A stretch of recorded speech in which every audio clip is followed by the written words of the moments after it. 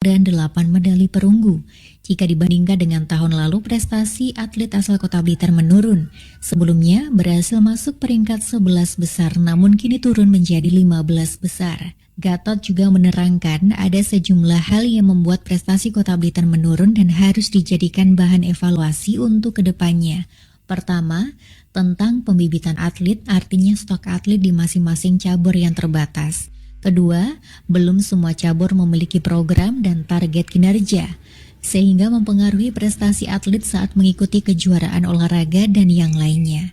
Hal ini harus dijadikan sebagai bahan evaluasi bagi Dispora dan masing-masing cabang olahraga untuk diperbaiki agar dalam mengikuti ajang berikutnya prestasi yang diraih bisa lebih baik. Kalau 10 besar tidak sih. Yang tahun kemarin itu 11 besar. 11 besar ini kita kemarin di Popda ini kita masuk peringkat 15. Sekedar diketahui pada ajang Popda Jatim tahun 2022 kontingen Kota Blitar mengirimkan 74 orang atlet beserta official dari 12 cabang olahraga. Linda Alivia melaporkan. Demikian info olahraga. Pendengar, tuntas sudah rangkaian info Prima sore ini. Saya Fresti Oktora serta seluruh kerabat kerja yang bertugas mengucapkan terima kasih atas kebersamaan Anda. Selamat sore, salam Prima.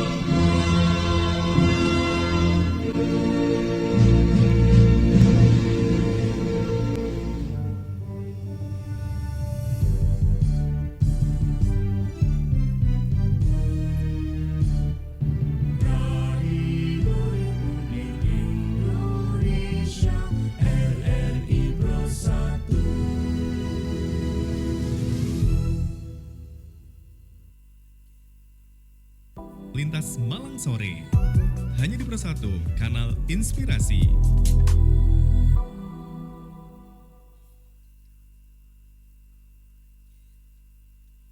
Kabar gembira untuk masyarakat Jawa Timur. Gubernur Jawa Timur memberikan pembebasan pajak kendaraan bermotor 100% untuk kendaraan angkutan umum, mikrolet, dan ojek online. Bebas BBN 2 dan seterusnya. Bebas sanksi administrasi PKB dan BPNKB. Syarat KTP, STNK, dan bukti sebagai ojek online. Untuk masa laku pajak 2022 dan pembayaran dilaksanakan pada kantor bersama Samsat Induk. Manfaatkan segera kesempatan ini, berlaku mulai 19 September sampai 15 Desember 2022. Untuk selengkapnya bisa menghubungi kantor bersama Samsat di seluruh Jawa Timur. Informasi ini dipersembahkan oleh UPT Malang Utara dan Kota Batu.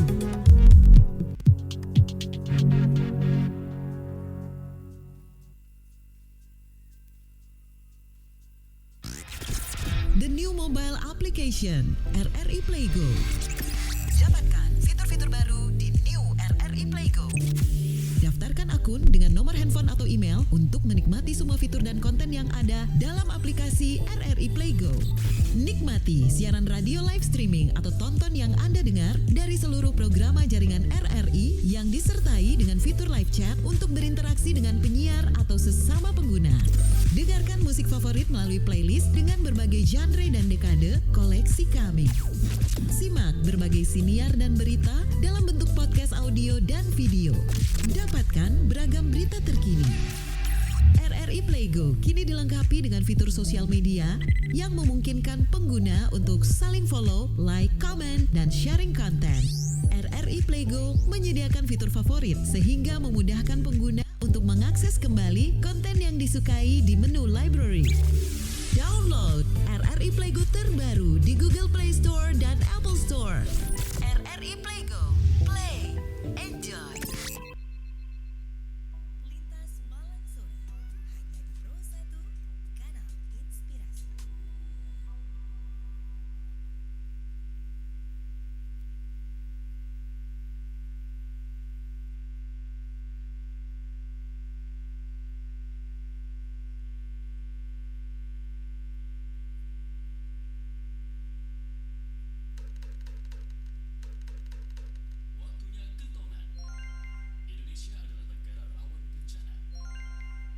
Pemetaan potensi dan mitigasinya sesaat lagi dalam program Kentongan. Assalamualaikum warahmatullahi wabarakatuh. Selamat petang. Ya. Bagaimana kabar Anda untuk hari ini? Kami sampaikan bahwasanya untuk hari ini bagi Anda yang tetap berada di kediaman ataupun juga menyaksikan kami melalui streaming dan juga melalui radio, kami sampaikan terima kasih untuk Anda yang tetap bersama dengan kami. Dan beberapa informasi yang kami hadirkan dalam program Kentongan kali ini, kita akan berbincang terkait dengan naiknya lagi untuk kasus COVID-19 di beberapa kota kabupaten yang ada di Indonesia. Juga untuk case ini sudah menembus angka ratusan. Bahkan untuk Kota Malang dengan total kasus di Indonesia seluruhnya ada 6.555.912, dan kasus ini tanggal 14 kami dapatkan data dari COVID. Untuk di Kota Malang kasus baru rata-rata 4.408 dengan rata-rata 7 harinya ada 5.827. Hari ini kami bahas terkait dengan adanya showbiz atau dunia hiburan yang sedang rame-ramenya di beberapa tempat. Namun kesemuanya ini juga ya bisa dikatakan menjadi plus minus dalam pelaksanaannya karena dengan beberapa kasus yang terjadi terkait dengan penambahan kasus COVID-19. Saya bersama dengan Dr. Fajar Ari Nugroho SGZ MKes, epidemiolog dari Universitas Brawijaya. Selamat sore Pak Fajar. Halo Pak Fajar, selamat sore. Assalamualaikum. Kami masih belum mendapatkan suara dengan jelas dari Anda. Kami beralih ke Mas Ahmad Safiaji, owner dari Wedding Organizer, Velis Organizer, dan juga seorang akademisi dari BINUS yang saat ini juga join bersama dengan kami. Selamat sore Mas Aji. Oke. Selamat sore Mas Mario, selamat sore Bapak Dokter, selamat sore para pendengar sekalian. Baik, terima kasih. Pak Fajar. Halo Pak. Oke, kami masih mencoba untuk mencari lebih detail terkait dengan suara dan juga tautan gambar dari Anda Pak Fajar. Saya berbincang dulu dengan Mas Aji yang saat ini bersama dengan kami. Mas Aji bisa mendengar suara saya dengan baik ya Mas Aji ya? Halo Mas Aji. Baik, pendengar, kami akan kembali terlebih dahulu. Nantinya kami akan hadirkan beberapa komposisi terbaik untuk Anda.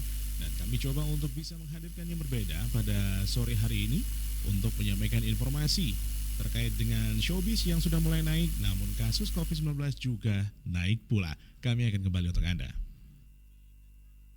Kau bisa patahkan kakiku, tapi tidak mimpi-mimpiku. Kau bisa lumpuhkan tanganku, tapi tidak mimpi-mimpiku. Kau bisa merebut senyumku, tapi sungguh tak akan lama. Kau bisa merobek hatiku, tapi aku tahu obatnya. Manusia-manusia kuat, itu kita. Jiwa-jiwa yang kuat, itu kita. Manusia-manusia kuat, itu kita. Jiwa-jiwa yang kuat, itu kita. Kau bisa hitamkan putihku, kau takkan gelapkan apapun. Kau bisa runtuh ku temukan jalan yang lain. Manusia kuat, itu kita. Jiwa-jiwa yang kuat, itu kita. Manusia kuat, itu kita. Jiwa-jiwa yang kuat, itu kita. Bila bukan kehendaknya.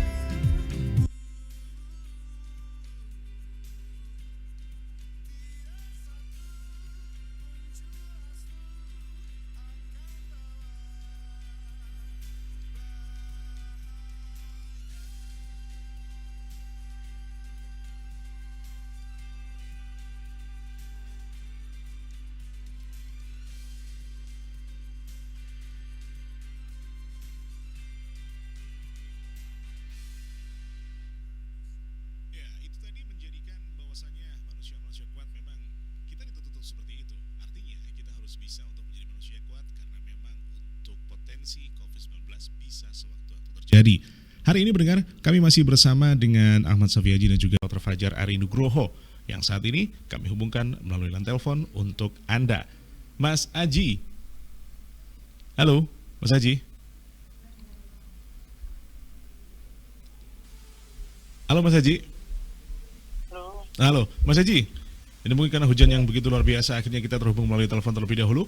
Mas Haji, kalau kita berbincang terkait dengan beberapa event begitu yang dilaksanakan di penghujung akhir tahun 2022, adakah pelaksanaan yang mungkin Anda mendapatkan dari klien Anda terkait pertanyaan apakah COVID kembali lagi atau yang membuat mereka khawatir untuk melaksanakan acara yang akan dilakukan oleh mereka atau klien Anda? Oke, kalau untuk dari klien sendiri sebetulnya kita sudah mengalami Mas. Jadi ada pertanyaan yang memang membuat klien itu menjadi terus kemudian juga takut menyelenggarakan acara kayak gitu kan. Karena memang masyarakat sendiri sebetulnya juga sudah aware tentang adanya peningkatan jumlah pasien COVID sendiri gitu kan. Apalagi nanti menjelang akhir tahun gitu kan.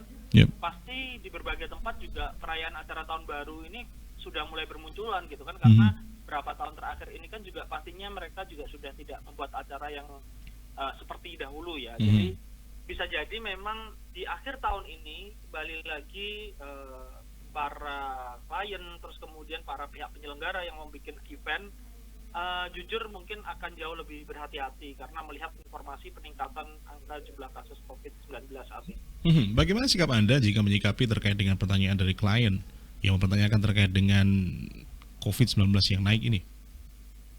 Begitu sih Mas. Adakah untuk komplain yang terjadi? Halo Mas Haji. Kami terputus lagi dengan Ahmad Safiaji. Halo. Halo. Mas Haji, apakah klien Anda ini ketika mempertanyakan hal tersebut ada yang menarik diri akhirnya membatalkan acara yang akan dilakukan sampai hari ini? Jadi kalau langkah dari kami selaku penyelenggara sebetulnya bukan langsung kepada langkah untuk meng-cancel acara atau menunda acara dan yang lain sebagainya. Tapi karena memang mungkin bisa diibaratkan para pihak penyelenggara atau IO atau WO kan sudah memiliki beberapa langkah untuk mengantisipasi tentang adanya peningkatan kasus COVID seperti ini. Jadi mungkin pendekatan kami juga ke klien itu lebih kepada bagaimana kita melihat kondisi pada saat acara tersebut berlangsung berkaitan dengan venue, jumlah tamu atau jumlah undangan yang hadir, atau mungkin seandainya acara yang melibatkan banyak orang ya pasti akan lebih amat sangat untuk kita tidak sarankan kayak gitu. Jadi seandainya pun mau ada acara sebisa mungkin itu diminimalisir tentang adanya kerumunan dan yang lain sebagainya. Kalau itu saran dari kami seperti itu. Adakah yang sudah mempertanyakan itu kepada Anda? Gimana Mas? Adakah yang sudah mempertanyakan itu kepada Anda? Kalau sudah ada beberapa klien yang memang sudah mulai agak-agak khawatir gitu ya. Jadi sudah ada beberapa yang tanya. Baik, jika Anda boleh untuk memilih ataupun juga meminta aturan seperti apa yang ingin didapatkan begitu terkait dengan kenaikan COVID-19, apakah mengadopsi aturan di tahun atau 2 tahun di era pandemi itu, atau ada kelonggaran sedikit yang bisa dimanfaatkan atau diharapkan? Mas Haji? Halo, terputus. Putus-putus ya? Suaranya terputus. Baik. Kalau kita berbincang dengan harapan Anda atau anggaplah ada audiensi kepada pemerintah begitu. Apakah penerapan penerapan di pandemi ini sesuai dengan apa yang dilakukan atau Anda ingin ada kelonggaran sebenarnya? Sebetulnya kalau dari kami selaku penyelenggara, kami memiliki wadah yang bernaung ada salah satu asosiasi tersendiri, yang dimana kami selalu melakukan mediasi dengan pemerintah sebetulnya. Okay. Dan dimana sebetulnya kami ini juga memberikan beberapa langkah opsi bagi pemerintah untuk dapat tetap memberikan izin kepada kami selaku penyelenggara acara itu agar tetap bisa melaksanakan acara sesuai dengan prokes yang memang sudah ditetapkan. Namun sebetulnya sampai saat ini, saya rasa pemerintah sendiri khususnya berada di Kota Malang masih dalam tahap yang sangat mensupport kami selaku pelaku acara ya. Jadi kita selalu diberikan arahan dan kemudian diberikan jalan keluar yang tepat untuk kita. Oke. Kalau berbincang terkait dengan beberapa kebijakan yang mungkin muncul karena dari pemerintah juga sudah menerapkan PPKM level 1 begitu ya di beberapa daerah. Dan apa harapan Anda yang bisa disampaikan pada masyarakat terkait dengan naiknya lagi level PPKM ini ataupun juga COVID-19? Ada yang mau disampaikan? Mas Haji. Jadi kalau dari saya sendiri sebetulnya himbauan kepada masyarakat ataupun bagi para pelaku usaha yang menjalankan acara seperti ini, IPO ataupun WO gitu kan, sebetulnya memang kita harus sama-sama sadar bahwa pandemi ini memang ada dan kita semua sudah mengetahui itu semua. Jadi jangan sampai kita ini mengabaikan prokes yang terlalu berlebihan atau bahkan menghiraukan tentang pentingnya menjaga prokes. Jadi kalau menurut saya sih selaku penyelenggara acara, himbauan kepada masyarakat dan juga rekan-rekan yang lain sebetulnya adalah dengan cara apa? Dengan cara kita tetap harus mematuhi prokes dan menjaga sebetulnya.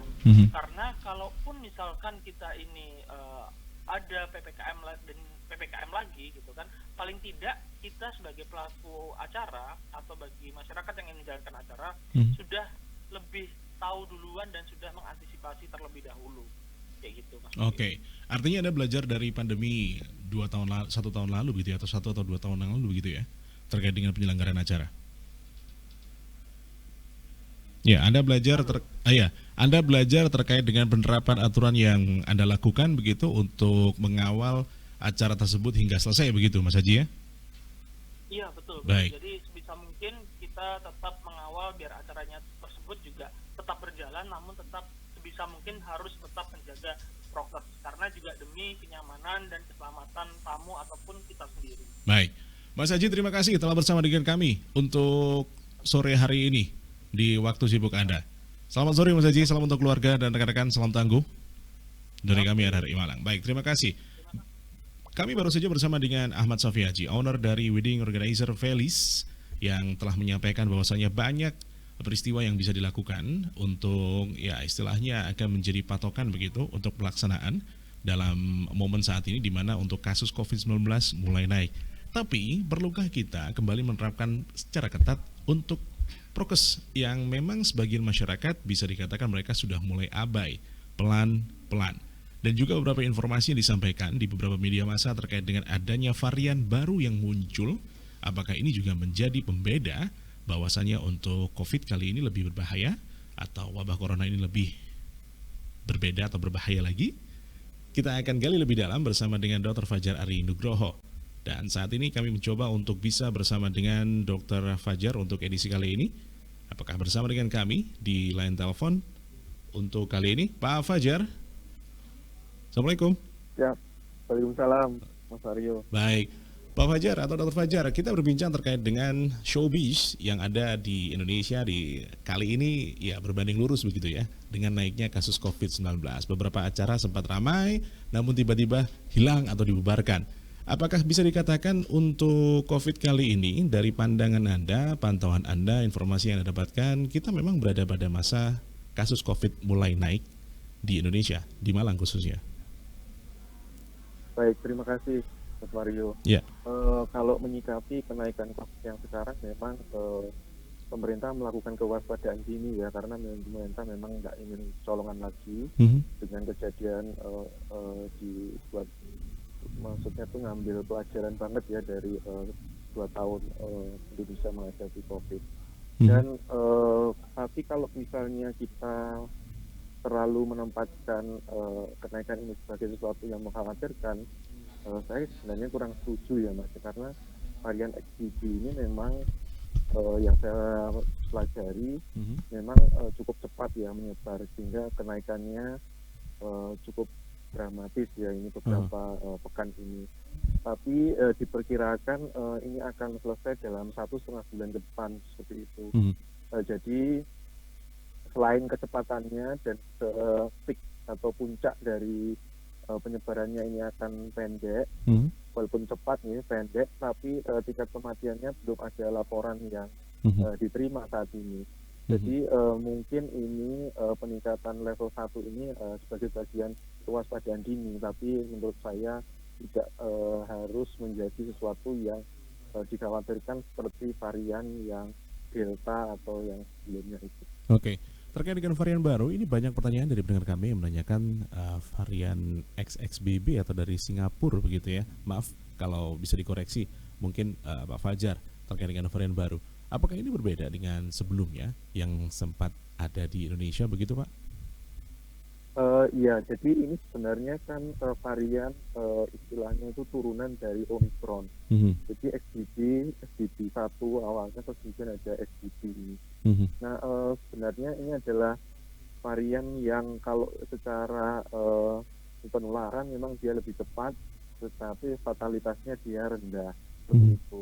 Kemudian ciri yang lain adalah dia kurang terinfeksi ya jika mengenai seseorang, karena memang karena itu tadi fatalannya rendah dan keparahannya juga rendah. Jadi hampir sama dengan flu seperti biasa ya, cuma memang ada disertai dengan rasa pengecap yang hilang, kemudian disertai dengan diare dan seterusnya seperti itu. Tapi hingga saat ini tadi saya menghubungi teman-teman di RSSA juga kenaikannya juga di center COVID di RSSA juga tidak ada permasalahan yang perlu dikhawatirkan menurut teman-teman di sana.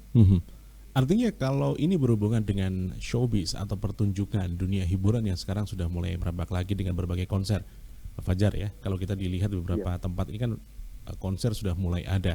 Apakah ini bisa menjadi jalan masuk atau pintu masuk menyebarnya kembali untuk COVID-19 Pak? Jadi begini Mas Mario, karena COVID ini kan menurut saya bukan lagi posisinya sebagai pandemi ya, tapi dia jadi endemi, sama dengan kayak demam berdarah. Jadi dia setiap tahun pasti akan ada varian baru. Jadi adalah sebuah bagian dari penyakit masyarakat yang sudah tidak bisa dihindari lagi seperti itu.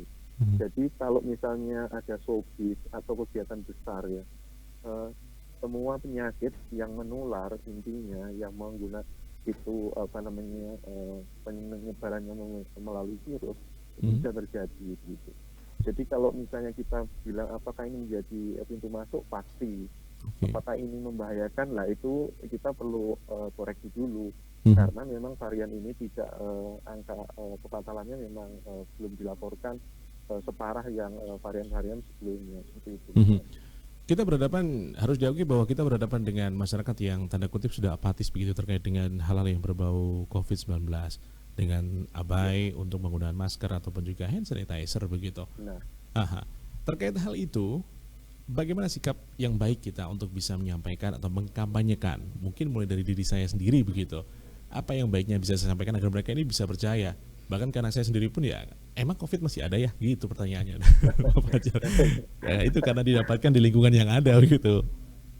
Ya, baik. Jadi memang gimana ya, perilaku kesehatan masyarakat itu memang sangat dinamis Mas Mario. Jadi ada kalanya memang masyarakat itu memiliki titik istilahnya itu yang sudah bosan gitu ya. Jenuh begitu ya. Jadi, jadi saat ini memang COVID ini sudah sampai di tahap itu. Kita nggak boleh juga menyalahkan masyarakat Mas Mario, karena di tempat lain ya, mohon maaf, yang di luar Indonesia itu sudah nggak ada COVID. Oke. dalam mindset orang ya, gitu. Kita bisa lihat di negara-negara yang misalnya kita bisa lihat secara langsung di pertandingan dengan sepak bola, kemudian di apa namanya, mungkin ada beberapa teman yang kemarin habis pulang dari misalnya Jerman dan seperti itu, saya tanya gimana di sana, nggak ada orang pakai masker tuh, nggak ada. Bahkan kalau misalnya boleh jujur nih Mas Mario, Yeah. Indonesia itu persentase vaksinasinya itu termasuk jajaran negara yang sangat baik gitu dibandingkan negara-negara Eropa bahkan. Jadi kalau menurut saya kekhawatiran itu perlu untuk menjaga diri masing-masing, tapi bukan ketakutan ya yang mau Iya. kita tanamkan ke masyarakat. Jadi mungkin sekarang lebih kepada persuasi untuk menyehatkan diri, untuk mempersuasi masyarakat untuk lebih apa namanya, paham bahwa penyakit ini tidak akan hilang begitu. Jadi kewaspadaan itu dikembalikan kepada diri masing-masing. Seperti itu Mas Mario menurut saya. Oke, apa kita hanya menganggapnya ini hal biasa karena tadi Pak Fajar menyampaikan bahwasannya ini ada, COVID ada. Bagaimana sikap kita yang baik? Apakah tetap menerapkan protokol kesehatan dalam kegiatan sehari-hari? Sementara beberapa virus lain juga sedang mengintai versinya seperti itu dengan musim pancaroba seperti ini ya, Pak Fajar. Iya. Jadi menurut saya gini Mas Mario, keputusan itu kalau menurut saya agar semua orang itu paham bahwa kita tetap harus mengedukasi masyarakat bahwa COVID itu ada gitu. Kemudian kita juga harus tunjukin kasusnya gitu. Jadi setelah itu kita juga merekomendasikan apa yang tetap seperti apa yang dulu sudah menjadi kebiasaan baik selama 2 tahun. Tapi jika masyarakat istilahnya tidak bisa mengadop sepenuhnya saat ini, karena itu juga tidak bisa dibohongi bahwa kondisi di masyarakat memang permasalahan COVID ini sudah boleh dikatakan tidak mengancam lagi begitu Mas Mario. Jadi menurut saya sekarang kita harus sama-sama berusaha untuk memahami bahwa penyakit ini ada. Kemudian tanggung jawab individu lah yang mungkin yang lebih dipersuasi ya Mas Mario. Artinya banyak, saya coba untuk membaca beberapa dari pendengar begitu yang menyampaikan pendapatnya. Ada yang berpendapat bahwa nanti usai G20 ini akan muncul lagi terkait dengan PPKM 1. Lalu juga ada yang menyampaikan bahwasanya virus ini seharusnya tidak perlu dipikir mendalam karena masyarakat Indonesia sudah sering melakukan vaksin. Bahkan ada yang sampai 3-4 begitu. Menurut Pak Fajar seperti apa nih Pak? Ya, menurut saya sih itu ada benarnya juga ya. Cuma kalau menurut saya apakah itu nanti akan dilaksanakan setelah G20 ini selesai atau enggak, bukan seperti itu ya. Jadi penetapan epidemiologis sebuah penyakit itu bukan didasarkan pada adanya event atau enggak, tapi memang karena apakah itu menjadi sesuatu yang bermasalah di waktu terjadi peningkatan atau istilahnya itu interaksi di dalam masyarakat dengan penyakit tersebut. Jadi menurut saya sebaiknya dihilangkan pemikiran-pemikiran yang terkait dengan istilahnya itu hubungan antara event tertentu dengan penetapan PPKM selanjutnya. Terus kemudian memang vaksinasi ini adalah kunci Indonesia untuk bisa bertahan ya Mas Mario. Dan itu juga yang kemarin sempat menjadi ujian di WHO ya, bahwa Indonesia ini memang salah satu negara yang tingkat vaksinasinya sangat berhasil gitu. Jadi menurut saya kita sebaiknya tetap percaya bahwa kita bisa ngatasin ini gitu. Artinya kembali kepada pertahanan diri sendiri dan juga memberikan pengertian pada keluarga begitu ya Pak Fajar terkait dengan hal ini? Iya benar, tapi jangan juga menakuti ya Mas Mario, karena melakukan hal yang produktif menurut saya juga ada peran baiknya terhadap imunitas gitu. Baik, Pak Fajar terima kasih beberapa informasi yang telah Anda sampaikan, semoga bisa memberikan pengertian pada masyarakat bahwa kita juga saat ini kita bisa dikatakan kita lagi hidup bersama dengan virus begitu ya, virus COVID-19 begitu ya. Ya. Jadi jangan takut, tetap beraktivitas dan jaga kesehatan begitu Pak Fajar. Ya, itu yang lebih baik. Baik, Pak Fajar terima kasih bersama dengan kami di program Kentongan kali ini. Salam sehat. Terima kasih Mas Mario. Baik, salam sehat Pak Fajar, salam untuk keluarga. Terima kasih.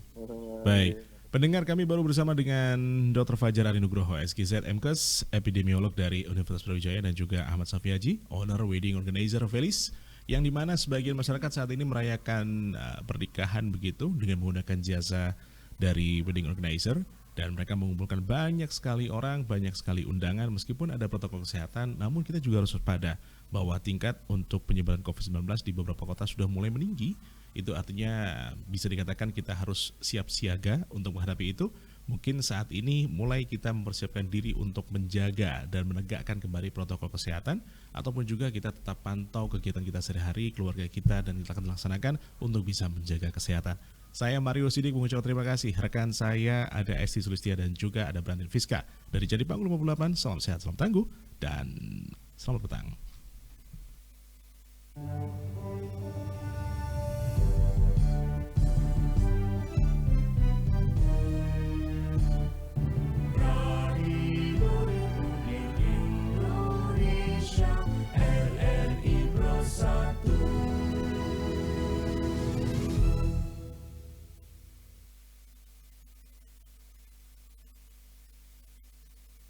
Lintas Malang Sore, hanya di Persatu, kanal Inspirasi. Terima kasih pendengar, Anda masih bersama kami melalui FM 94,6 MHz, program 1 era di Malang, kanal Inspirasi. Kami temani Anda kali ini masih di Lintas Malang Sore.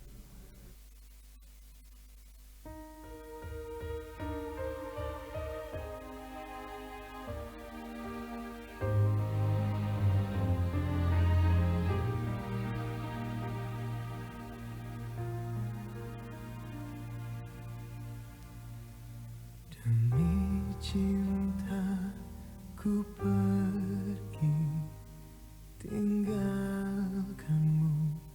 relakanmu. Untuk cinta tak pernah ku sesali. Saat ini ku alami, ku lewati.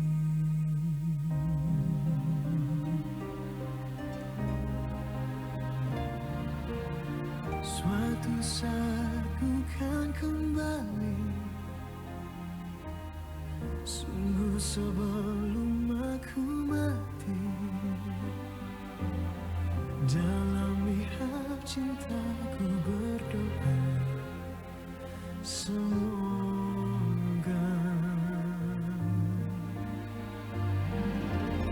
suatu hari